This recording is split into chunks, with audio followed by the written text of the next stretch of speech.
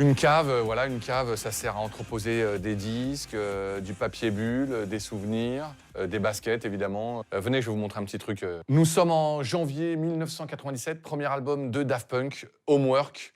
Et à l'intérieur, il y a une recomposition de la chambre des Daft Punk. Un bureau d'adolescents, tourne-disques, map-monde, radio, poster et un cahier de devoirs, Homework comme le nom de l'album. Et c'est ce même cahier dont j'ai hérité et que j'ai placé ici fièrement sur l'hôtel dédié à ce groupe Daft Punk avec lequel j'ai collaboré pendant plus de 10 ans.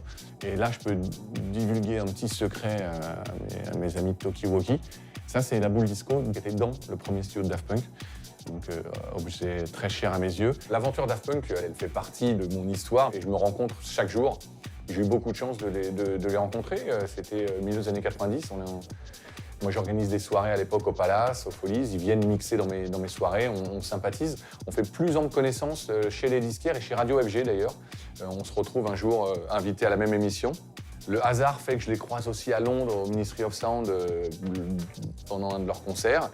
Et un jour, un déjeuner, je déjeune avec Thomas et ils me disent voilà, nous on est en train de on est en studio, on est en train de préparer notre premier album et on va avoir besoin de quelqu'un pour répondre aux fax, pour un peu gérer les choses au jour le jour.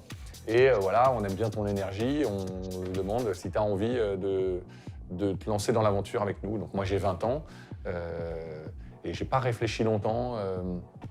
La nuit parisienne, je trouvais ça super, j'étais ravi d'organiser mes soirées, mais en même temps il y avait un nouveau challenge qui s'offrait à moi, donc j'ai préféré prendre cette direction et répondre aux fax. Alors ce qui était génial avec Daft Punk à l'époque, c'est que je répondais non à tout, donc c'était un job particulier, mais il fallait le dire avec le sourire, et je pense que c'est moi ce qui a été ma petite touche finalement à cette belle aventure Daft Punk, c'était finalement de rendre humain un duo qui était très en retrait, qui est très fermé. Et donc j'ai travaillé avec eux pendant 12 ans, j'ai tout appris avec eux, j'ai appris mon métier, j'ai grandi avec eux. Donc c'était une expérience assez incroyable, donc je leur dois beaucoup.